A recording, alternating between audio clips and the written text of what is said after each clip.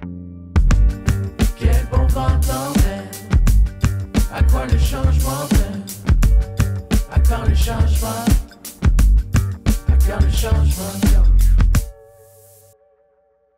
Bienvenue à Quand le changement, ce 4e épisode. Mon invité pour ce magnifique épisode, c'est Alexandre Poulain, auteur, compositeur, interprète. Comment ça va, Alexandre? Ça va très bien, je te remercie. Je suis vraiment super content de te recevoir. Je t'ai découvert un peu avant le cégep, je pense, genre fin secondaire. Ah ouais, Une époque où je me cherchais un petit peu, j'avais ma place dans le monde, puis je pense que ton 3e album m'a vraiment beaucoup inspiré à genre...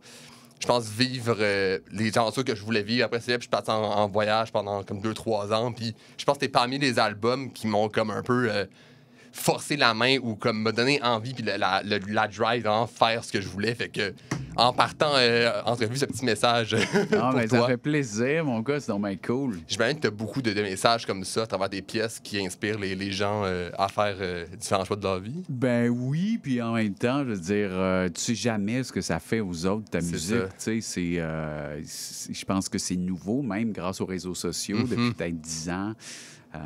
Qu'on peut avoir des échos de ça, puis qu'est-ce qui arrive avec nos chansons, à quel point ça touche les gens. Fait que ouais, mais c'est jamais comme quelqu'un qui prend le temps de dire hey, j'ai bien trippé sur tel album, puis ça m'a donné le goût de partir en voyage, puis d'aller me retrouver quelque part. Je trouve ça vraiment cool, tu sais. C'est vraiment... je trouve que tes pièces ont une manière de toucher les gens par la manière que tu les racontes. Puis je suis curieux de savoir, est-ce que... Parce que c'est une manière d'écrire des pièces qui est très unique, mettons, dans notre ère, là. Ouais. D'habitude, c'est comme refrain, des pièces très courtes de 3 minutes. Là. C'est souvent des longues pièces, des petits monologues. Ouais. Est-ce que c'était une manière d'écrire et de faire dès tes débuts, ou c'est venu un peu plus par après, cette manière d'écrire ces chansons-là? Dès le départ, c'était comme ça. Okay. Même la première tune que j'ai écrite dans ma vie, là, à 8 ans, là, déjà, il n'y avait pas de refrain, puis ça comptait une histoire pour moi. Écrire des chansons, ça reste très cinématographique. Okay. Même si je connais bien là, la recette, là, couplet-refrain, couplet-refrain, refrain, fin, bridge, il y a quelque chose que je trouve tellement plus cool d'arriver puis de pouvoir, en 4 minutes, raconter une histoire, des personnages. Des fois, il y a des dialogues. Puis c'est pas toutes mes chansons qui sont construites comme ça non plus. Mais ça a toujours été là. Vraiment, tu sais. C'est dans l'ADN de ce que je fais, je pense. C'est ça. Puis je suis quand même curieux parce que c'est une manière qui est comme... Des fois, maintenant, j'écoute des pièces, puis ça ressemble à genre des films ou des poèmes ou des récits. Ouais. Est-ce que quand tu as commencé à vouloir créer, c'était directement vers la musique que tu es allé, ou tu as comme essayé de penser à d'autres manières de créer, où tu peux mettre des narratifs un peu plus différents dans des formes d'art comme ça? Mon premier coup de cœur créatif, c'était le dessin. OK. Fait que très jeune, je me suis mis à dessiner. J'avais des carnets de dessins, là. Écoute, je dessinais tout le temps. Puis à la seconde où j'ai mis mes mains sur une guitare, le crayon a pris le bord. Tout va changer. Puis c'était comme, OK, ça va être ça le médium. Okay. Puis en plus, ça amenait une performance. De même enfant, je me disais, OK, à un moment donné, je vais faire des spectacles, tout ça. Fait que ça amenait quelque chose de nouveau au plaisir de créer que je trouvais bien, bien excitant. OK. Puis je pourrais aller un peu plus vers ton dernier album, La Somme des êtres aimés, qui est un vraiment super bon album. Merci. Bravo, premièrement. Ça a été quoi la réception par rapport à ce projet-là qui est sorti il y a quelques mois, en janvier, je crois? Écoute, elle a été excellente. J'ai envie de dire c'est quasiment la meilleure réaction de tous mes albums à vie. Okay. Ça m'a profondément touché aussi parce que, tu sais, à un moment donné, c'est ton 6e disque, tu sais jamais qui va en parler, qui en parlera pas. Puis il y a eu un écho plus grand que ce à quoi je m'attendais, tu sais. Puis... des journalistes, des critiques que j'estime beaucoup aussi, que ça m'a rejoint. Puis j'ai comme... Tu sais, j'ai fait comme chaque disque, en fait, j'essaie de les faire sans trop d'attente de ça va être quoi le retour, qui va en parler, qui en parlera pas. Moi, je le fais à la base pour moi, puis après, je souhaite tellement que ça touche aux gens qui me ressemblent, puis à mon fanbase qui est extraordinaire, tu sais. Fait que j'ai été, j'ai envie de te dire quasiment ému par la réception de cet album-là, d'autant plus que ça part du décès de mon père, fait qu'il y a quelque chose de très personnel à tout ça, tu sais. Ce qui n'est pas nécessairement le cas pour les autres disques. Donc, j'étais bien content de voir que ce disque-là, il y avait l'attention que je trouvais qu'il méritait d'avoir. Tu sais. Tant mieux. Mais justement, on va parler du dernier projet, qui est un album qui était un peu inspiré par la mort de ton père. Ouais. Puis je trouve ça spécial parce que c'est un album qui parle beaucoup d'amour. C'est le thème vraiment principal. Qu'est-ce qui t'a inspiré du fait de partir d'une situation triste et l'amener en quelque chose de positif? Ben, c'est vraiment... oui, à travers la maladie à mon père, mais il faut savoir que mon père était tout jeune. Là, il venait juste d'avoir 70 ans. Il n'a jamais été malade de sa vie. Puis au sortir d'une rencontre chez le médecin, je veux dire, il apprend que le reste va juste se compter en mois. Là, c'est sûr qu'il ne fera pas un an. Fait que de l'accompagner là-dedans... puis d'autant plus que mon père est mort avec l'aide médicale à mourir, ça amène vraiment une autre perspective sur la mort, mais sur la vie aussi. Puis tous ces moments-là, entre autres la dernière semaine où on ne s'est pas lâché, mais littéralement pas, ce que moi j'ai vu au bout du chemin, c'est ça. C'est tout le monde qui sont venus le voir pour lui dire merci. Tout ce qui s'échangeait, ça parlait, puis ça a l'air cheesy de dire de même, mais quand c'est ton père puis qu'il s'apprête à mourir, le lien commun entre tous les souvenirs échangés, c'était l'amour, C'était ça. C'est que ça. Fait que je me dis, aïe, c'est fou, pareil, à la fin de ta vie, là, tu te souviens plus des mauvais souvenirs, tu te souviens de rien. Tout ce qui reste, c'est l'amour donné, l'amour reçu, that's it, la somme des êtres aimés, Et donc, c'est devenu un peu l'espèce de lien entre les tunes. Puis j'ai eu envie de revisiter mais qui on aime dans la vie, au-delà de ton chum, ta blonde, tout ça. Bien sûr, c'est l'amitié. C'est des inconnus que tu aimes profondément, que tu croises en voyage, qui changent ta vie parce qu'ils te marquent, parce qu'ils te racontent. C'est les amitiés brisées. C'est ton premier coup de cœur au secondaire avec Jolie Françoise. Fait que c'est devenu vraiment le liant, l'espèce de thème caché de cet album-là qui a été propulsé par ces derniers moments-là avec mon père où je me suis dit... OK, c'est ça la base de tout. Puis aussi, au même moment, moi, je lis beaucoup là, sur le bonheur, des affaires de même. Puis il y a une étude fascinante menée par l'Université Harvard qui dure depuis 85 ans. Puis c'est une étude sur le bonheur. OK. Puis le constat est bien simple. Là, ils suivent du monde toute leur vie. Puis juste avant que ces gens-là ils meurent, les chercheurs le demandent. Puis finalement, c'est quoi qui rend heureux? T'sais? Puis tout le monde répond la même affaire. C'est le temps passé avec les gens que j'aime, Fait que j'ai pris ces deux couettes de fil-là, puis j'ai tressé les chansons à partir de ça, C'est vraiment super intéressant. Est-ce que ça doit être plus difficile à faire que les autres? As-tu, pour ce qui est d'écriture ou d'imagination des pièces, j'imagine qu'il y a eu un effet émotif qui était difficile à affronter. Oui, vraiment. Au départ, là, moi, je m'isole toujours pour écrire aussi, puis c'était bien tough là, de m'y mettre parce que je savais qu'il fallait que je revisite ça. Là. C'est ça qui a marqué, mettons, entre mes deux albums. C'est ça, là, le gros morceau. C'était le départ de mon père, puis ça me tentait pas de revivre ça, de repasser par là. Fait que ça a été tough au départ, là, avant de m'y mettre, mais une fois que je me suis assis dans le chalet puis que là, j'ai attaqué ça a comme été, moi, j'ai envie de le dire comme ça, une forme de liberté aussi. Là, quand mettons, la première tune qui s'appelle L'Overdose est née, je voulais pas reparler de ça sur le disque. C'était pas un disque de deuil que je voulais faire pantoute. C'est un ode à la vie, mais il fallait que cette chanson-là, elle existe. Fait qu'une fois qu'elle a été écrite, je me suis senti libéré, puis le reste est venu assez facilement, mais tout le momentum, là, puis le build-up qui a mené au moment où je me retrouve tout seul d'un chalet avec rien d'écrit, puis qu'il faut que je passe par là, c'était pas facile. Mais en même temps, c'est aussi là-dedans, dans l'adversité, je pense que tu peux tirer des perles créatives exceptionnelles, puis c'était ça ma démarche. Puis, à travers tes autres albums, tu parles beaucoup d'histoires des autres, et tu racontes des histoires qui, bien évidemment, sûrement ont des parcelles de toi, mais cela, j'ai l'impression qu'il est un peu plus personnel, où tu parles en plus de toi. Est-ce que ça a été un défi d'écriture un peu plus supplémentaire à moins te fixer sur les autres et plus intérioriser tes émotions ou les mettre sur papier? Pas tant, parce que c'est rare que, mettons, que j'analyse ça comme ça. Okay. J'essaie d'y aller vraiment au feeling. Puis là, ben, je venais de vivre ça. C'était mon père, ça aurait été curieux que je chante pas là-dessus. C'est ça. En même temps... je comprenais aussi que des fois, plus tu es personnel, plus tu es universel, des fois, tu vas être fédérateur, toucher à tout le monde, mais tu cherches trop large, tu sais. Puis le défi, puis c'est paradoxal, c'est aussi de pas juste tourner autour de ton nombril puis de parler juste de toi, parce que, je veux dire, je pense pas que je suis assez intéressant pour ça. Fait que c'est de trouver l'équilibre entre qu'est-ce qui est moi, qu'est-ce qui l'est pas, puis le fait d'écrire souvent à la première personne du singulier, donc au jeu. Souvent, les gens pensent que c'est mon histoire ou ça m'est arrivé. Alors que c'est pas le cas du tout. C'est juste une façon détournée, à titre d'auteur, de rejoindre l'auditeur plus facilement. Tu sais, je prends toujours le même exemple, mais tu sais, si je te dis « Hey man, écoute, tu vas capoter, là. Ma voisine, son chum, il y a une cousine. Ben, son frère, là, hier, puis là, je te conte l'histoire. Ouais, ouais. Tu vas l'écouter, mais c'est pas comme si je te dis... C'est ça. Hey man, écoute bien ce qui m'est arrivé un matin. Là, déjà, t'es à Tu fond dans te mon sens affaire. interpellé vraiment Ben plus oui. que c'est devant toi. Fait que c'est pour ouais. ça que souvent, j'écris au jeu parce que je trouve qu'il y a une portée plus grande d'avoir envie de connecter avec l'auditeur. Tu sais.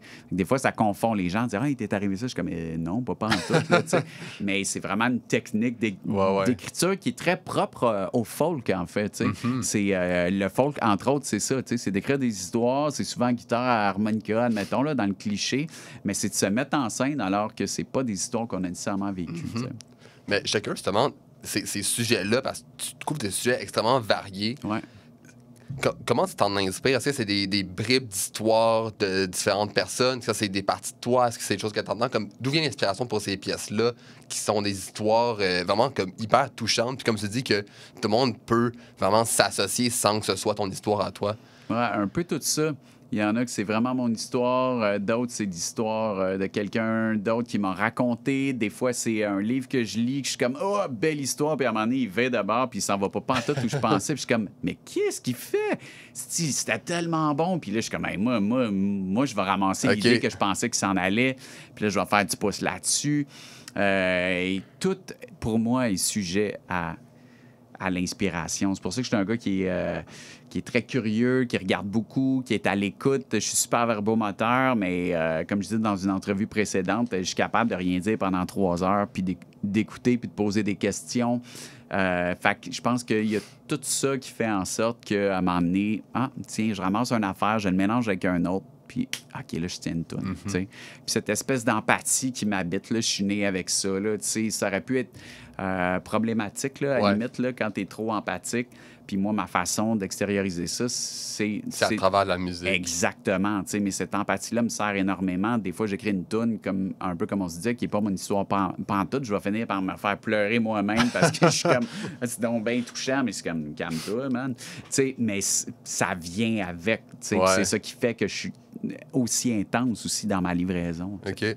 Puis, justement, parlant d'intensité, j'ai entendu beaucoup parler de tes spectacles, comme quoi c'est là qu'on comprend c'est quoi un album d'Alexandre Poulain. Ouais. Personnellement, je suis jamais allé voir un spectacle, éventuellement peut-être c'est dans les plans, mais ça ressemble à quoi un spectacle d'Alexandre Poulain? Qu'est-ce qu'on peut s'attendre si on va voir un de tes shows? Depuis 17 ans, c'est la même affaire. C'est à peu près 50 de monologue, 50 musique, tu sais. Fait que les chansons sont mises en contexte, mais des fois pas du tout. Ce que je te raconte n'a pas rapport avec la toune qui s'en vient, mais ça a rapport avec dans 2 tounes. Mais toi, tu le sais pas. Je te donne des clés, puis je te tricote toute une histoire qui fait en sorte qu'à la fin du spectacle, tu as toutes les clés pour comprendre tout ce que j'ai tissé avec toi. Puis en même temps, il y a beaucoup d'impro parce que je fais énormément de tournées, ce qui est une très bonne chose, mais je voudrais pas non plus me mettre à me répéter ou avoir l'impression que je rentre au bureau sur scène. Là. J'ai besoin de me sentir bien allumé. Fait qu'il y a plein de sections où je sais, mettons, que dans telle histoire, il faut que je passe par ces 3 points-là pour te donner les infos que tu as besoin pour arriver où je veux t'amener. Mais la route que je prends soir après soir pour toucher ces 3 points-là, elle change constamment, tu sais. Puis là, un soir, je fais comme, hey, à soir, c'était bien meilleur. Ou souvent, c'est les musiciens qui me le disent à l'entraque, qui vont me dire, hey, Alex, man, telle affaire, t'as changé ça dans telle histoire, c'est tellement bon, man. Puis ça, puis là, je dis, OK, ouais. Puis, fait que c'est pour ça que, tu sais, avant 10-15 shows, je dis tout le temps à ma blonde, à mes amis, venez pas voir le show tout de suite. Donnez-moi 15 shows pour placer ça. Roder l'affaire. Exact, puis commencer à avoir vraiment le cœur de. Même s'il y a énormément de travail en amont, là, même le premier show, je me lance pas là-dedans ad lib, là, c'est quand même des shows de 2 heures. Là, je sais très bien où je m'en vais, mais entre savoir où tu t'en vas, puis savoir ce qui marche, puis ce qui marche pas, ben un peu d'essai-erreur, tu sais. Puis, je parlais à mes parents récemment qui sont allés voir un spectacle de musique, je me souviens plus quel, mais qui me disaient qu'ils avaient été surpris du fait que il n'y avait pas de liaison entre les pièces. C'était comme chanson, back-à-back, puis il n'y avait pas d'explication, puis ils trouvaient ça plate. Tu sais, j'essaie de leur expliquer que peut-être ça a changé. Ça, c'est une manière de plus, un peu plus, tu sais, au Québec, on est habitué à d'autres compositeurs interprètes qui, genre, racontent leurs pièces, tout ça, puis peut-être c'est quelque chose qui se perd de plus en plus. Pourquoi, toi, c'est quelque chose qui est important de garder ce côté narratif-là, puis passer dans tes pièces aussi? Il y a de quoi d'important dans tes pièces que tu mets dans le spectacle? Là? Exact. Je pense que c'est dans moi, l'envie de raconter, puis tout ça. Puis, tu sais, en toute franchise, mes référents à moi, c'est ça aussi. Tu sais, moi, j'ai grandi en écoutant Michel Rivard, une cassette double qui s'appelait Bonsoir, mon nom est Michel Rivard et voici mon album double. C'était le titre de son disque, qui était un disque live et donc qui parlait autant qu'il chantait. Puis, dans cette mouvance-là, écoute, c'est Richard Desjardins, live au Club Soda, qui fait la même affaire. Pour moi, c'est les 2 premiers shows que j'ai vus par mes oreilles. Fait que quand j'ai abouti en spectacle pour une première fois, puis que je vais voir un show, puis que le gars, il parle pas, je suis comme, aïe, OK, il doit être malade, il a la grippe, il y a de quoi, c'est donc bien bizarre, tu sais. Puis soudain, j'allume que c'est pas tout le monde qui fait ça, tu sais. Mais pour moi, un show, c'est un peu ça. Puis il y a des thèmes assez lourds dans certaines chansons. Puis je fais pas exprès, mais dans ma personnalité sur scène, je peux être assez drôle. Puis je trouve que ça balance le côté, ouf, ça peut être dense, tu sais. Fait qu'il y a beaucoup d'humour. Puis dans les chansons, des fois, ben oui, il y a toute cette profondeur émotionnelle-là, mais qui fait en sorte que, tu sais, encore, j'étais sur un bloc de show en fin de semaine, puis le monde... aux autographes, après, c'est souvent ça. C'est aïe, j'ai ri, puis j'ai pleuré, tu sais. Puis des fois, c'est dans la même minute, là, tu sais. Puis je suis comme, ben, c'est un peu ça l'objectif, tu sais. Quand tu ris, puis tu pleures, là, dans la même soirée, puis des fois, dans le même 5 minutes, c'est parce que tu vis de quoi. Puis clairement, t'es pas en train de penser à ta job, là.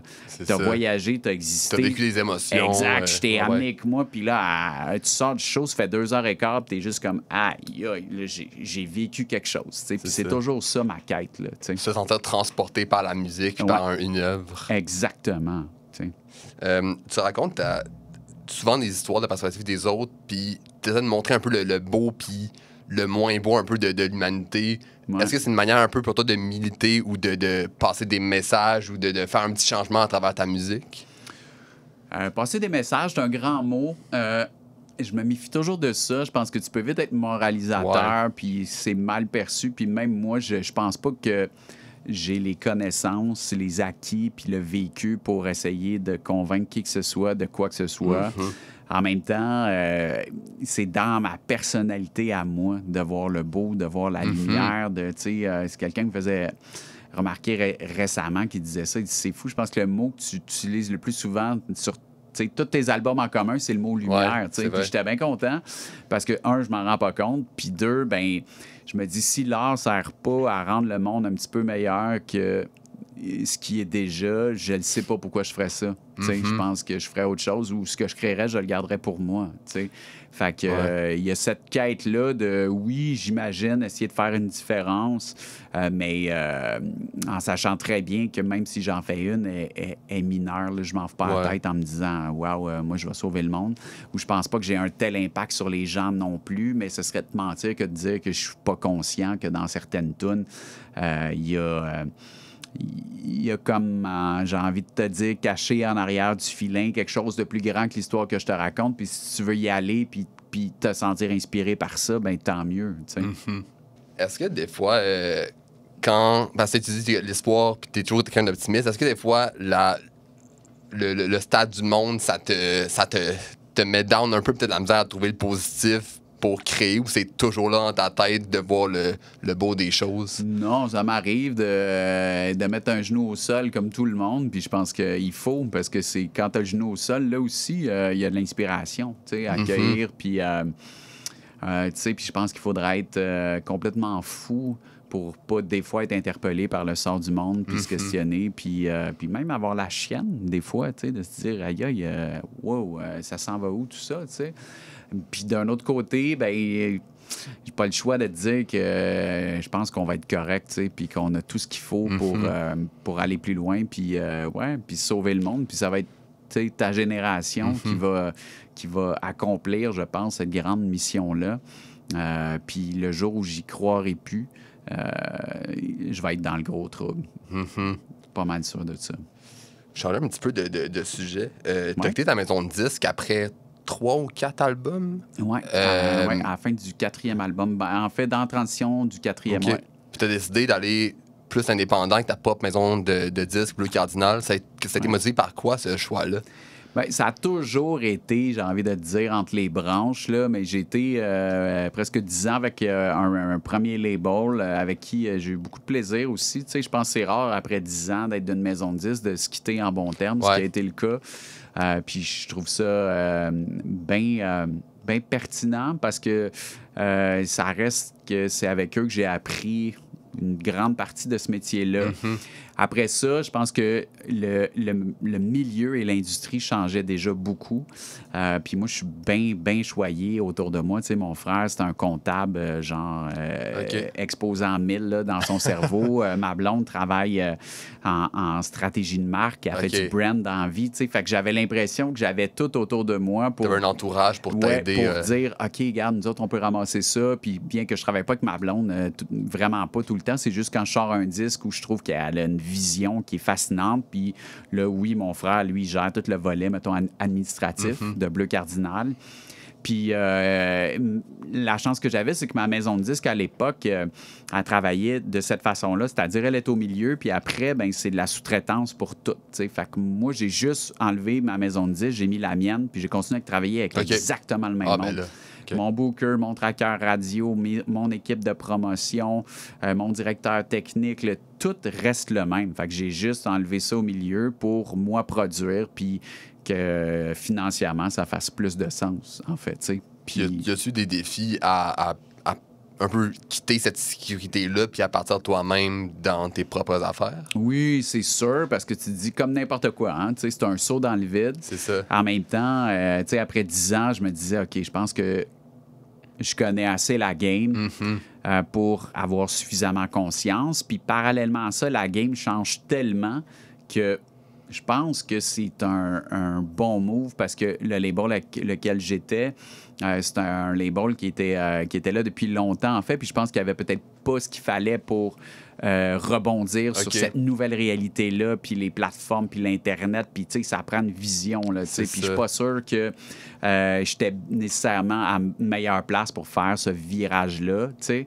Et donc, je me suis dit, ben good, je repars ça de moi-même. Puis le fait de, tu sais, d'avoir fait ce métier-là assez longtemps, mais ça me permettait d'avoir ce qu'il fallait financièrement pour moi-même mettre mon argent puis produire la suite. Fait que le vrai défi pour moi, c'était surtout de ne pas me retrouver à faire trop de paperasse, parce que, un, j'haïs ça, puis deux, je pense que c'est ça qui tue l'artiste à un moment donné. Moi, tomber dans les chiffres, puis dans ci, puis dans ça, moi, j'haïs ça, man. Puis je fais ce métier-là pour être libre, puis pour créer. Puis il y en a d'autres qui sont passés avant moi, que j'ai rencontrés, qui m'ont donné des conseils. Puis c'est ça qu'ils me disaient, tu sais, essaye d'en donner le plus possible parce que sinon, il ne te reste pas de jus pour écrire des tonnes. Puis c'est comme ça qu'on construit la suite d'une carrière. Fait que ça, pour moi, c'est un bon défi. Mais je pense que j'ai eu la chance de bien m'entourer, tu sais. C'est souvent ça qu'on dit, hein? C'est un succès, c'est tout le monde assis dans la bonne chaise. Puis l'idée, si tu veux tout faire, je pense que tu as perdu. T'sais. Fait que j'ai assis du monde dans des chaises, puis ça a donné que c'était le bon monde. Puis je me sens bien chanceux de ça. C'est ça, mais de plus en plus, les jeunes artistes s'autoproduisent beaucoup. Il y a vraiment une grosse vague d'autoproduction. Comment tu entrevois le futur de Maison de 10? Est-ce que c'est quelque chose qui va s'éteindre ou se transformer en autre chose pour une genre de collaboration avec des artistes? Comment tu entrevois ça dans le futur? C'est une excellente question, mais tu sais, mettons vite, pour moi, je pense que ça va disparaître. Tu sais, bizarrement, là. Parce que ça le dit, c'est une maison de disques, mais on ne fait plus de disques. C'est ça. Fait que l'argent de la maison de disques, elle le faisait en vendant des disques, mais là, il s'en vend plus des disques. C'est les plateformes, puis ils ne génèrent pas assez de revenus. Fait que je ne sais pas, ce maillon-là, il sert à quoi maintenant? Tu sais, mais pourtant, il faut quand même produire des disques, ça prend du financement. Parce que si tu dis, ben moi, je fais plus de disques, je sors une tourne une fois de temps en temps, je pars en tournée, tu as besoin de te lever de bonne heure pour remplir tes salles. Fait que c'est un gros défi, mais je pense qu'éventuellement, la maison de disques va être un maillon probablement inutile puisque ces disques-là vont disparaître. On parle d'évolution de la musique. Tu as commencé en genre 2008, ton premier disque est sorti. Ça fait plus de 15 ans. Qu'est-ce qui a le plus évolué puis plus changé en 15 ans, mettons, dans ton industrie de la musique Ça peut être au Québec autant que dans l'international. Comment tu perçois ça? Hey, c'est fascinant. Là. Moi, j'ai envie de te dire, on a vécu 4 crises majeures là, dans ces 15 années-là. Moi, quand j'ai commencé, c'était comme le début du déclin du disque. Ouais. Mais c'est juste pour te dire, il faudrait que je recheck les chiffres, mais mon premier album, si je me trompe pas, je l'ai vendu genre 35 000. Là. C'était beaucoup. C'était énormément, ouais, c'est ça. Ben, puis pour mon label à l'époque, c'était un flop. Ah ouais? Mais tu vois le genre, c'est comme un c'est jour qui aurait voulu que j'en vende 100, 35 000, 150 000, ok, tu sais. Alors que, man, c'est des milliers de copies, tu sais. Si on compare ça aujourd'hui, vendre 35 000 albums, c'est quand même man. bon, là. C'est très. Capotes, c'est ça. bon, aujourd'hui, ouais, tu sais. Fait que je pense que ce qui a vraiment changé en partie, c'est ça. C'est qu'il se fait plus de disques. C'est les sources de revenus. Après ça, c'était... Bon, il se fait plus d'argent avec tes disques. Bon, là, tu fais de l'argent avec les droits d'auteur, les spectacles, tu sais. Mais là, les droits d'auteur, aujourd'hui, c'est rendu un peu n'importe quoi. Sans rentrer dans les détails, là, tu sais, c'est comme... Ça n'a plus rien à voir avec ce que c'était avant aussi. C'est dur de se faire payer. C'est comme... C'est nébuleux. Il y a un peu... C'est comme bizarre, tu sais. Puis même au départ, on est parti des CD aux albums numériques. On en vendait pareil. Tu sais, il y a eu longtemps, là, c'était des disques à 9,99. Ouais, sur iTunes, ça pognait quand même. Ouais. Puis là, c'est comme, OK, ben on peut tirer notre épingle du jeu. Puis là, après ça, bang, ça part. Puis là, ça devient du streaming. Mais là, il n'y a plus de revenus associés à ça. Puis là, il y a beaucoup moins de revenus associés aux droits d'auteur. Fait que là, tu dis, OK, un artiste comme moi qui veut gagner sa vie aujourd'hui, sa seule chance de très bien gagner sa vie, admettons, c'est par les spectacles. Mais si tu veux faire de l'argent en spectacle, il faut que tu te produises. Parce que si le producteur, il prend sa cote, puis qu'après, il paye les musiciens, puis après, il paye le directeur de tournée, la location du camion, la location du système de son, les assurances, les chambres d'hôtel. Hey, man, le gars qui fait le gâteau, il reste même pas une pointe. C'est ça. T'sais. Puis après ça, la pandémie est arrivée. Fait que le seul revenu garanti que tu avais, qui était de faire de la tournée, tu n'avais même plus ça. T'sais. Fait que je te dirais qu'en 15 ans, le gros changement, c'est ça. C'est les revenus sont complètement disparus ou presque. Puis il y a du bon puis du pas bon. Je me dis, le monde aujourd'hui qui se bat encore pour faire de la musique, c'est parce que c'est des vrais passionnés. Tu sais. Il n'y a plus personne qui dit moi, je vais faire de la musique pour faire de l'argent puis pour être connu. Tu sais. Ce monde-là vont devenir des influenceurs ou ils vont aller faire des shows de TV, de télé-réalité. Je ne choisis pas la musique pour être riche ou pour être connu. Tu sais. Alors que ça se peut encore. Mais je veux dire, c'est une autre game ball, ben raide. Justement, on parle de l'évolution de la musique. Est-ce que, mettons, si tu avais recommencé la musique aujourd'hui, est-ce que tu serais plus à l'aise à y aller ou tu aurais une genre de réticence par rapport à la difficulté de percer? Parce qu'il y a tellement d'artistes en ce moment qui s'autoproduisent que percer à travers ce milieu-là, en français, au Québec, c'est difficile. C'est vraiment tough. Puis le marché, en ce moment, il n'est pas à la relève, tu sais, à cause de la pandémie, entre autres. Fait que c'est sûr, j'y penserai à 2 fois, mais en même temps, quand t'es passionné, puis en dedans de toi, ça crie que c'est ça, il faut que tu fasses. C'est ça. Tu peux pas faire grand-chose, sinon suivre ton instinct ou faire d'autres choses, puis t'éteindre petit à petit, t'sais. Fait que malgré les difficultés, à mon époque, c'était vraiment tough aussi, c'était une autre réalité. Mais moi, on me disait, écoute, il y en a un qui perd sur 10 000. Moi, j'étais comme 1 sur 10 000. Mais moi, tu me dis ça à moi, puis je suis comme, ben là, c'est débile. Ça va être moi. Ben oui, c'est exactement ça. Tu compris? Ça a été ma réponse. Ça a fait, c'est débile, man. C'est sûr, c'est moi. Si tu me disais, il n'y en a aucun, là, j'étais comme, OK. Mais là, s'il y en a un, ça n'a pas le choix d'être moi, man. C'était comme, dans ma tête, là, c'était sûr. T'as toujours eu cette mentalité de guerrier-là puis de fonceur. Toujours. Puis, ben, à un moment donné, je l'ai plus eu quand j'ai accumulé des échecs des maisons de disques qui ont fait faillite avec mon disque qui sort. Puis là, tu sais, moi, j'ai fini mon bac en enseignement en 2002, puis mon premier album est sorti en 2008.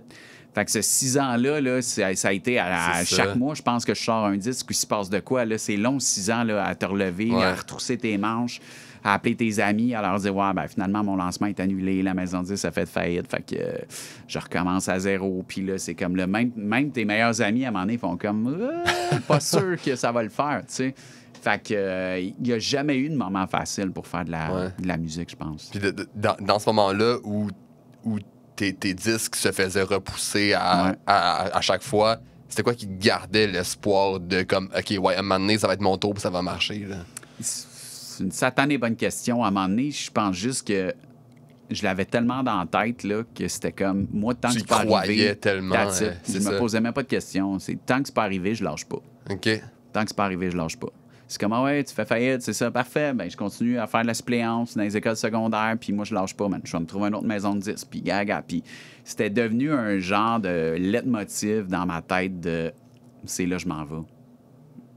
Coupe-moi l'herbe en dessous du pied le nombre de fois que tu veux. Coupe-moi le pied en même temps si tu veux. Si je vais marcher avec des béquilles, man, mais j'arrêterai pas. T'sais. Fait que, ouais, c'est une force aussi, tu sais, dans le camion de tournée. Souvent, on se dit ça. Aujourd'hui, c'est plus ceux qui ont le plus de talent qui percent. C'est ceux qui sont le plus persévérants. Tu sais, il y a du monde qui ont un talent fou, qui ont bien plus de talent que moi, mais qui sont juste plus capables de se dire, hey, moi, je t'ai écœuré, là, tu sais. Puis c'est tough à un moment donné de pas gagner sa vie, là. Avant que ça parte, là, il y a des années pas faciles à traverser aussi. Puis tu sais pas si ça va partir. Si quelqu'un te dit, hey, tu vas souffrir 4 ans, après ça part, puis tu regarderas plus en arrière. Ça. Je pense qu'il y a bien du monde qui vont vivre le 4 ans. Ouais. Mais il y a d'autres mondes, ben pas d'autres mondes, tout le monde, tu le sais pas si ça va lever ou pas. Fait qu'après 4 ans, tu te dis, OK, là, s'il faut que je fasse ça 15 ans, puis ça lève jamais, là, je pars en retard dans la vie, là. C'est ça. C'est correct d'attendre un petit peu, mais à un moment donné, quand t'attends, tu vois pas les résultats. La Mais motivation de rester encore là, C'est tough. C'est ça. Puis tu vois tous tes amis autour qui se construisent des vies, puis qui ont une sécurité d'emploi. Puis en fait, c'est de trouver la ligne entre la persévérance puis l'acharnement. C'est ça. Tu sais, c'est comme l'acharnement, c'est t'auras beau persévérer, ça marchera jamais. Tu sais. Mais là, tu veux pas te retrouver à un moment donné à 50 ans, faire comme, OK, ben je pense que ça marchera pas, là. Je pense que c'est un peu trop tard. Ben, tu sais, fait que c'est pas facile, Ouais, tu sais. C'est vraiment comme jeter les dés, en quelque part. Puis si tu peux avoir le meilleur talent du monde, il y a une question de chance, une question de timing, une question de contact, une question d'alignement d'étoiles. Fait que tu sais jamais. Tu parlais de tes années en enseignement. Ouais. Est-ce que c'était quelque chose que tu voulais ou c'était genre un passage obligé pour éventuellement vivre de la musique? C'est vraiment ça. C'est un plan B, là. OK. Même il y avait un running gag avant les examens où tous mes chums, ils me disaient, regarde, je t'ai pas étudié, tu veux même pas être prof, là. Puis ils avaient raison. Pas que j'avais pas étudié, parce que j'étudiais quand même. Mais non, moi, si j'avais pu pas enseigner une journée de ma vie, ça aurait été super. Mais je dis ça, mais c'est pas vrai parce que j'ai énormément appris. Puis j'ai adoré ces moments-là.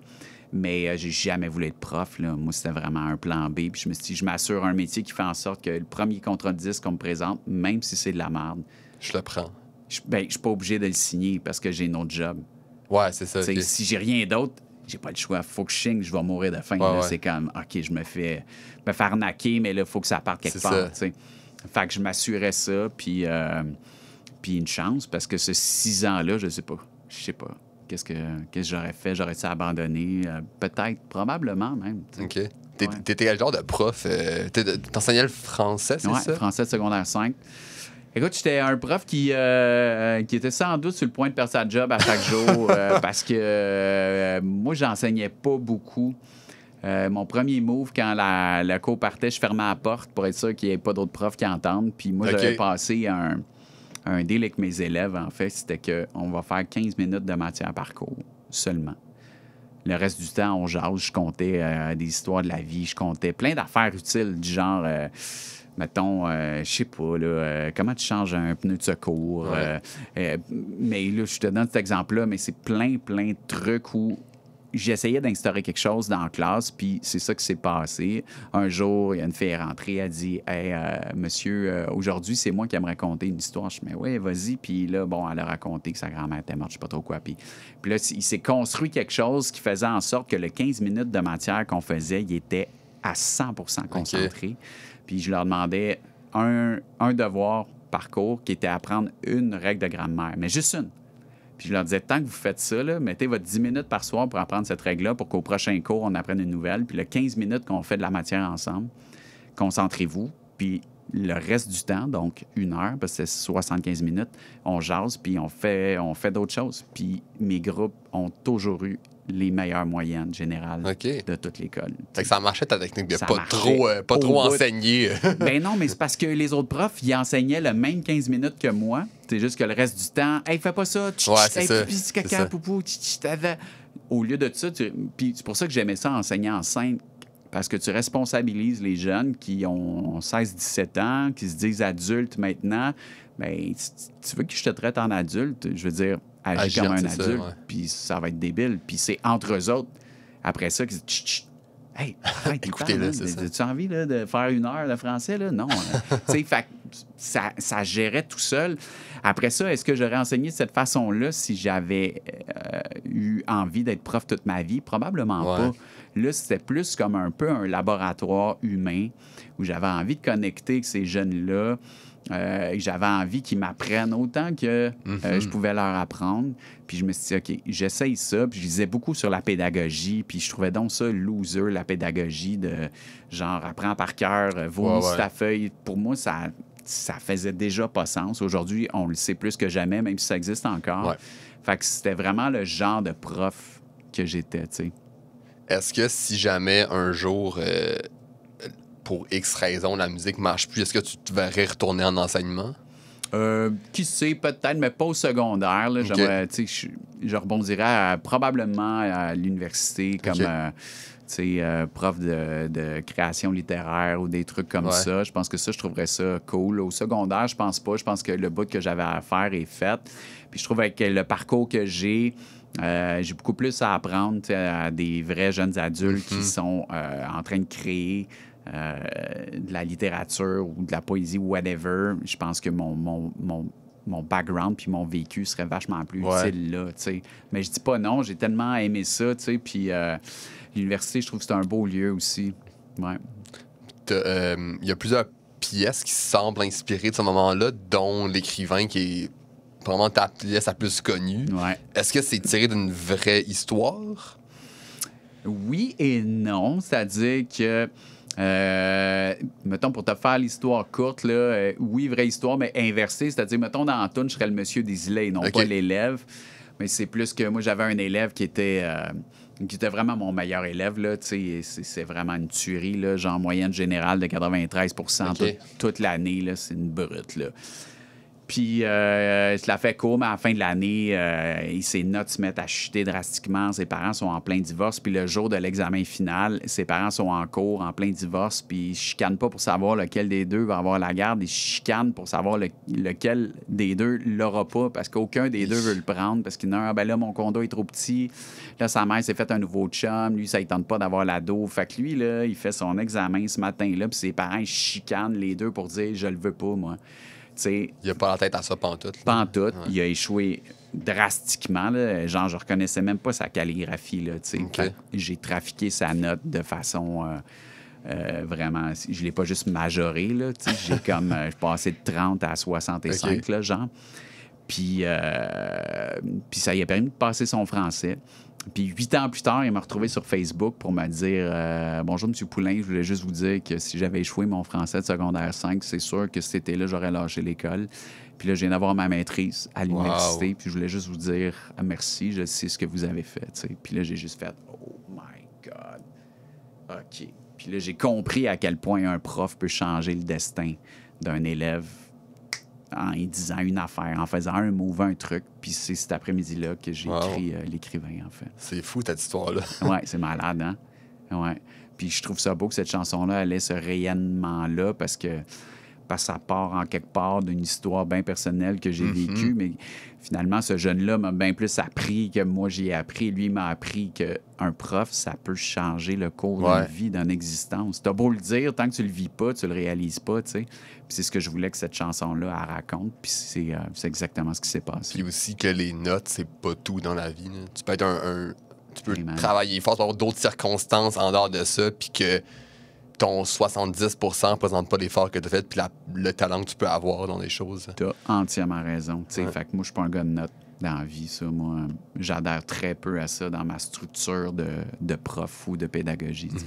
Puis cette pièce-là, si je ne m'abuse pas, est chantée dans des écoles aussi, est reprise dans des cours de français. Ça fait quoi de voir que cette pièce-là inspire des profs, des élèves de tellement de générations? Écoute, je trouve ça débile parce qu'en quelque part, tu sais, j'ai fait mon bac en éducation, fait qu'il y a quelque chose qui résonne bien fort en moi quand dans l'univers scolaire, cette toune-là est devenue... je le dis pas par prétention, là, mais c'est devenu vraiment populaire. Là. Je reçois des vidéos là, chaque fin d'année, là, je les compte même plus. Là, au spectacle de fin d'année, les jeunes qui chantent l'écrivain, le nombre de profs qui préparent des crayons magiques pour leurs élèves le matin de l'examen, ils prennent des photos, ils m'envoient ça. C'est devenu bien plus grand que moi. Je te le compte, j'ai le poil qui lève. Je me dis, écoute, là, j'ai écrit une toune assis chez nous un après-midi, puis écoute, j'ai écrit ça, je sais plus, là, 2010 probablement, là, ça va faire 14-15 ans, puis écoute, elle n'en finit plus de grandir, d'exister par elle-même, en fait. Puis c'est toujours ce que je souhaite à mes chansons, d'avoir leur propre vie, puis de revenir vers moi avec leur histoire, leur parcours, puis de me surprendre, tu sais. Puis c'est vraiment l'écrivain qui a fait ça le plus fort dans toutes mes chansons, tu sais. Ça a été quoi ta réaction ou ta perception des grèves enseignantes cet automne qui ont beaucoup fait parler? Ouais. J'imagine que tu regrettes pas d'avoir quitté l'enseignement quand tu as vu ces... Pas être sûr. Tu peux être sûr. Ouais, ben, je suis mitigé parce que, tout ça était nécessaire, mais pour moi, ça s'attaque pas au vrai problème. C'est ça que je trouve tough.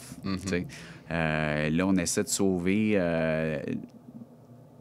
on essaie de mettre une structure qui va permettre aux profs d'avoir la tête hors de l'eau, mais il faudrait changer de piscine au complet. En fait, il faudrait enlever l'eau. Il faut arrêter d'enseigner dans des piscines. C'est plus ça. Là. On le voit un peu partout dans le monde à quel point la façon d'enseigner ici est désuète. Écoute, qui c'est qui fait encore ça? Là? Assez du monde en rangée, en silence, là, puis se rentrer de la matière dans la tête. Il y a plein d'écoles déjà au Québec qui font plus ça. Mais c'est encore la majorité c'est encore ça. Le système n'est pas adapté, tu sais. Puis je comprends, là, d'où on est issu, puis à un moment donné, c'était normal d'être là, mais c'est plus normal d'être encore là. Tu sais, même, je sais, j'ai une fille, des petites filles, combien de fois, là, c'est comme, amusez-vous, les filles, faites qu'est-ce que vous voulez. Ah, et on joue à l'école, puis là, ils jouent à l'école, puis là, ils s'assoient, les tout ça. Tu verras jamais des petits gars faire ça. C'est bon, les gars, amusez-vous, ils vont se mettre à courir, à sauter partout. T'sais. Fait que déjà, l'école n'est pas conçue pour les hommes, pour les garçons, disons ça. Puis c'est comme, on a un garçon sur 2 qui finit pas son secondaire 5 ou whatever, une statistique un peu trash de même. Là. C'est comme, c'est sûr, c'est pas conçu pour eux autres. Puis, j'ai entendu une phrase hier que j'ai trouvée magnifique, que je répète, mais l'éducation, c'est pas un vase qu'on remplit, c'est un feu qu'on allume. Je trouve ça magnifique. Là, c'est un philosophe que j'aime beaucoup, Frédéric Lenoir, qui disait ça. Puis au Québec, on est encore de même. On est encore à remplir les kids pour en faire des futurs travailleurs, alors qu'on devrait faire des futurs humains allumés, brillants, marquants, la tête, ses épaules, inspirants. C'est comme ça qu'on change le monde. Fait que je voyais ces grèves-là en me disant, ben oui, il faut sauver les profs, il faut leur donner une chance, mais le système est corrompu de toute façon. On se demande pourquoi il y a... je pense pas que c'est la seule raison, mais qu'il y a beaucoup, de plus en plus d'élèves avec des difficultés d'apprentissage, TDAH, peu importe. Je pense qu'il y a peut-être une des raisons, c'est dans le système, la manière qu'on éduque les enfants, quand ils sont dans une classe, puis qu'ils ont 2 heures d'éduc par semaine, puis qu'il y a pas de moyen de collaboration ou de création, je pense que ça peut engendrer... Je pense pas que c'est la seule raison, là, mais je pense que ça peut engendrer ce genre de problème-là. Puis quand un prof a 30 élèves, 40 élèves à s'en occuper, puis qu'il y a une TS par semaine qui vient l'aider, c'est sûr qu'elle peut pas s'occuper de chaque jeune puis veiller à ce que l'apprentissage de chaque, puis les besoins de chacun soient comblés. Tu as entièrement raison. Puis il faut que ça soit le fun. Faut apprendre dans le plaisir. C'est vraiment le plaisir. C'est là que tu apprends. Alors qu'on a encore la mentalité de nos parents qui est comme non, il faut que ça soit dur. Puis il y a encore des personnes âgées qui se valorisent comme ça. Hey, moi, j'ai travaillé dur. Puis je dis pas qu'il faut être dans la facilité puis s'asseoir puis rien faire. C'est pas ça du tout. Mais il y a moyen que ça soit trippant. Moi, j'aimerais ça que les kids, ils se lèvent le matin. Ah, c'est tellement d'aller à l'école. Ça va être débile aujourd'hui. On fait telle affaire. C'est comme... Ouf, faut que j'aille à l'école. Tu sais, c'est pas normal. C'est déjà, ça cloche, tu sais. Fait que pour un podcast sur le changement, là, ça, man, c'est un méchant chantier, je pense, qu'il va falloir... On n'aura pas le choix à un moment donné de faire un move, tu sais. C'est d'ailleurs ce que raconte ma chanson, La mauvaise éducation, qui est comme ça faisait écho à l'écrivain 10 ans plus tard. Ouais, super belle pièce, by the way. J'adore cette chanson-là. Merci. J'ai aussi entendu que tu t'écrivais des pièces pour d'autres artistes. Ouais.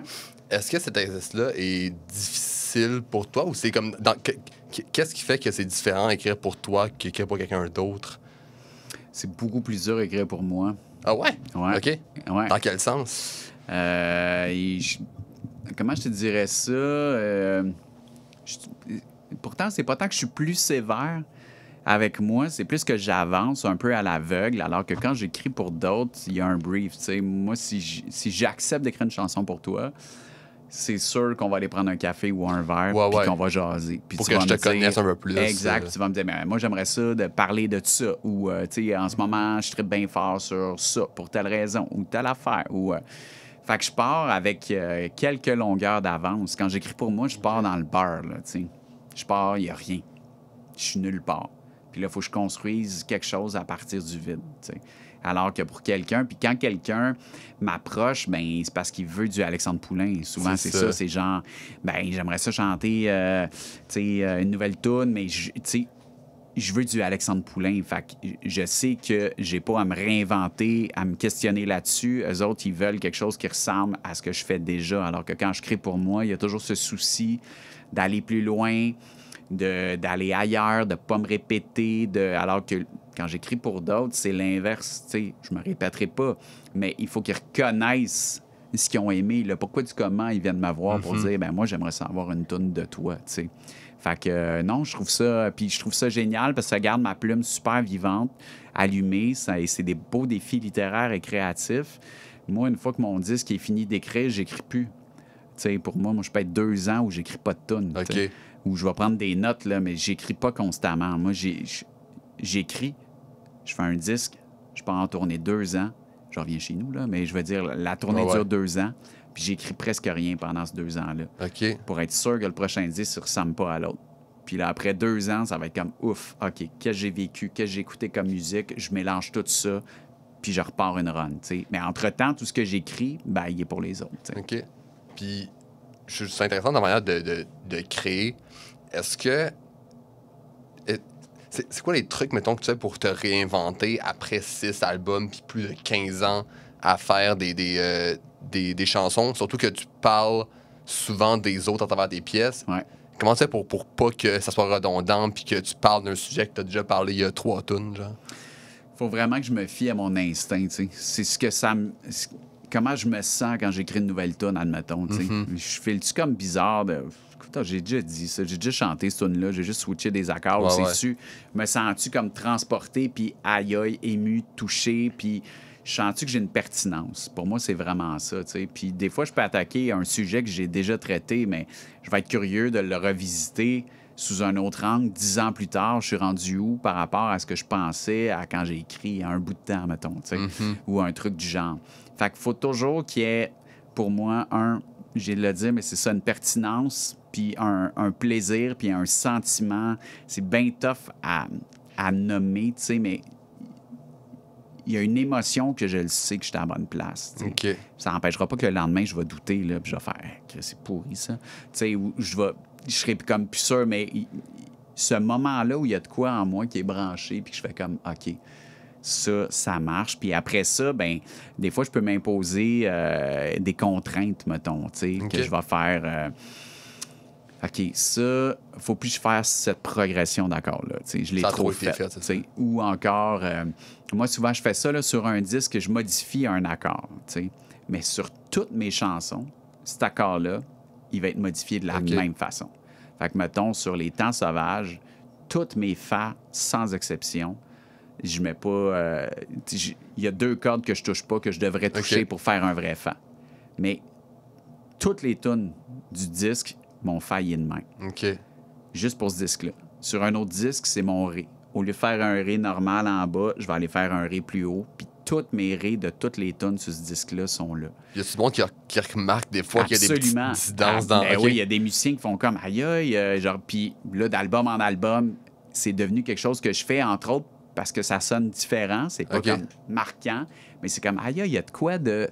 Il y a de quoi, puis il y a une espèce de similitude dans cet accord-là qui revient, mais qui fait comme, OK, ça, c'est le tone de ce disque-là. T'sais. Fait que ça m'aide aussi, même si je répète certaines affaires ou certains patterns, dis-je bien, ou certaines affaires, il y a cette différence-là que c'est vraiment pas tout le monde qui va entendre, mais même si tu l'écoutes pas, tu vas l'entendre pareil. Puis ça va jouer dans ton « Ah, c'est fresh, man, c'est fresh. » Il y a quelque chose de, tu sais, fait que c'est un truc parmi tant d'autres, tu sais, sur lesquels je travaille pour essayer de tout le temps pousser ma création plus loin, tu sais. Puis, mettons, écrire une chanson, est-ce que ça... trouver un sujet puis écrire une chanson, est-ce que ça te prend souvent du temps ou ça se fait assez rapidement puis assez instinctivement pour que tu travailles puis tu te creuses pour te mettre dans la peau d'un personnage? C'est vraiment un bon mélange des deux. OK. Fait que je te dirais que je porte 2 chapeaux, là. Quand je pars en forêt ou, mettons, d'un chalet pour écrire, là, je fais ça, mettons, 4 fois par cycle d'écriture, là, mettons, 4 fois 5 jours. Ça fait comme, mettons, une vingtaine de jours où ces journées-là, je peux écrire 16 heures par jour. OK. Puis là, c'est vraiment le chapeau de l'artiste, tu sais. J'essaie pas de finir une toune, là. J'essaie de créer des nouvelles chansons, vraiment des premiers jets, des gros, des thèmes, puis là, quand je rentre chez nous, puis que j'ai ça, là, je mets mon chapeau d'artisan, puis là, mon gars, j'y travaille, puis j'y roule, puis je change un mot, une rime, une syllabe, une virgule.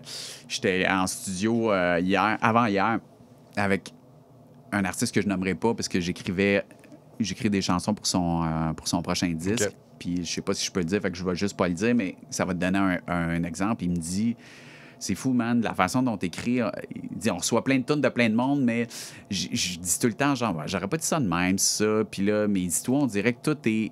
Puis j'ai dit, c'est parce que je dois rejouer la tune 200 fois. Ça. Puis tant que j'ai le feeling que t'as de, ouais, cette phrase-là est pas parfaite, mais c'est correct, ça passe.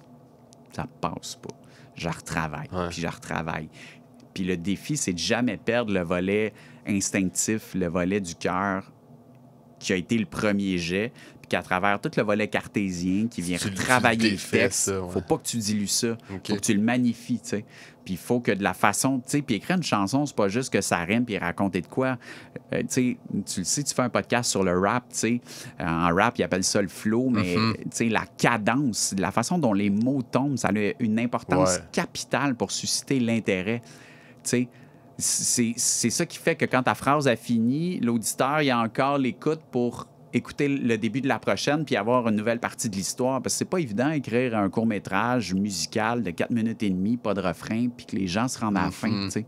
Souvent, c'est comme, ah, ben là, j'écoutais plus, là. Ou, voyons, c'est qui ce gars-là dans tout? Tu sais, c'est une forme de manipulation au niveau du rythme, de la tombée des mots qui fait en sorte que dans ton oreille, toi, tu t'en rends pas compte, mais tu es encore accroché à la toune. C'est tout un métier, écrire de la chanson. T'sais. Puis t'as quelques chansons que je trouve vraiment hyper intelligentes où tu t'entends la pièce, tu sais pas trop de quoi ça parle. Puis là, dans les derniers moments de la pièce, t'es comme, ah, OK, tu sais, mettons, je pense que le plus grand des assassins, là, tu catches à la fin que c'est genre la mort ou... Exactement. C'est tellement comme ingénieux. Puis ça, mettons, ta manière d'écrire, est-ce que... Comment tu fais ces pièces-là qui sont plus narratives où tu tiens l'auditeur en haleine jusqu'à la fin, c'est ça? Il y a les deux. Fait que des fois, je connais le punch avant de partir. OK. Puis je suis comme, OK, là, il faut que je construise le pont entre les deux rives. T'sais. Puis d'autres fois, je construis le pont en marchant. Puis je trouve que l'histoire est super bonne. J'aime ce que j'écris, mais je ne sais pas c'est quoi le punch. Puis à un moment donné, il apparaît dans tout. Puis ça, c'est plus tough parce que tu dis d'un coup, j'écris tout ça pour rien. Mais ouais, ça, c'est... Mais tu sais, je pense, mettons, à... Tu sais, quelle chanson qui est écrite comme ça? OK, mettons, Des ombres et des lanternes. Ouais, c'est vrai, ça aussi. C'est un peu ça, tu sais... Ça, je le savais dès le départ, tu sais, que c'est l'histoire d'un couple qui sont ensemble depuis longtemps puis qui vont... faire semblant ce soir-là qu'ils sont sur Tinder puis qu'ils se retrouvent au resto. Puis, mais je le savais avant de partir. Fait que ce que j'essaie de faire, c'est juste de donner l'impression que je raconte l'histoire d'un gars puis d'une fille qui se rencontrent random sur une application, qui vont manger au resto. Puis là, ils vont du coucher ensemble finalement. Puis tout ça. Puis là, à la fin, même sans le punch, je trouvais que la toune était belle. Ouais. Je trouve qu'il y a des belles images, c'est touchant. Puis c'est comme, il y a du monde qui vit ça. Puis là, finalement, bang, à la fin, il remet son alliance, elle avec. Puis c'est comme, OK, il faut rentrer, la gardienne nous attend. C'est ça. Puis, fait que j'aime bien ça, faire ça. Ouais. Pour créer la surprise chez l'auditeur. Vraiment, c'est vraiment une structure de nouvelle littéraire. C'est ça. C'est avec évolution du personnage, tu sais, comment qu'il disait, donc je me souviens pas, mise en... Bref, là, les tu vois le truc, structures, la structure, c'est exactement. Ça. Présentation du personnage, après ça, t'as l'évolution psychologique, le punch arrive, la retombée, tu sais. J'ai toujours adoré les chansons écrites comme ça, tu sais. Ouais. Avant de terminer, j'étais curieux de savoir, c'est quoi des coups de cœur musicaux, mettons, dans les derniers mois, dernières années, des artistes ou des chansons, des groupes, whatever, qui t'ont vraiment marqué et que t'as beaucoup aimé dans les derniers temps? Belle question. Écoute, mettons, côté anglophone, là, je vais me promener des deux bars. The War on Drugs, moi, c'est vraiment un band que j'adore, que je trouve qu'ils font de la musique de feu. The National aussi, là, ce sera mon band à vie pour toujours. Je pense qu'il est comme numéro 1. Ça va être bien, bien tough.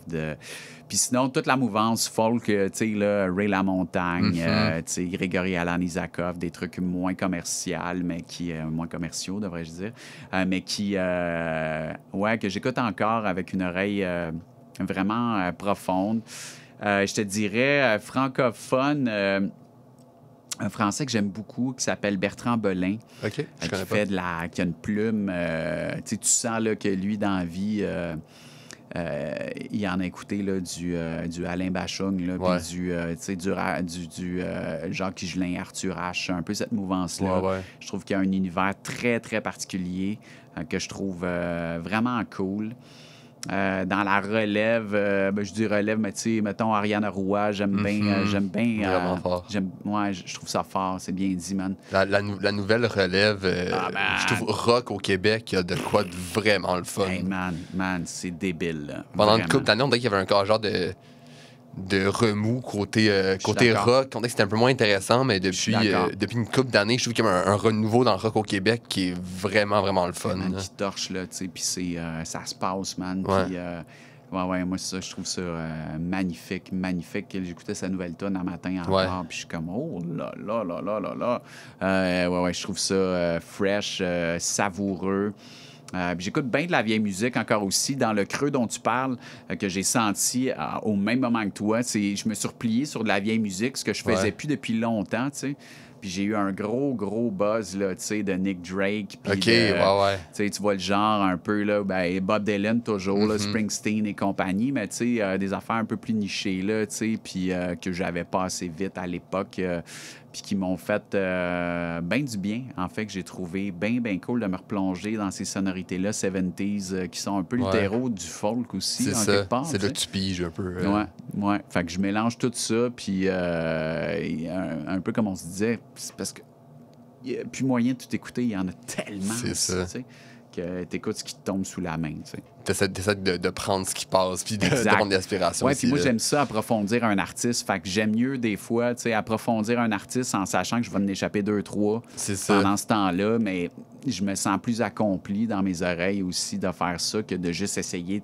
Pendant longtemps, là, tout ce qui sortait, j'étais au courant de tout. C'était quasiment maladif. Là, à l'époque, on avait le voir. Là, les nouveautés, j'achetais tous les disques. Je voulais tellement être à l'affût de.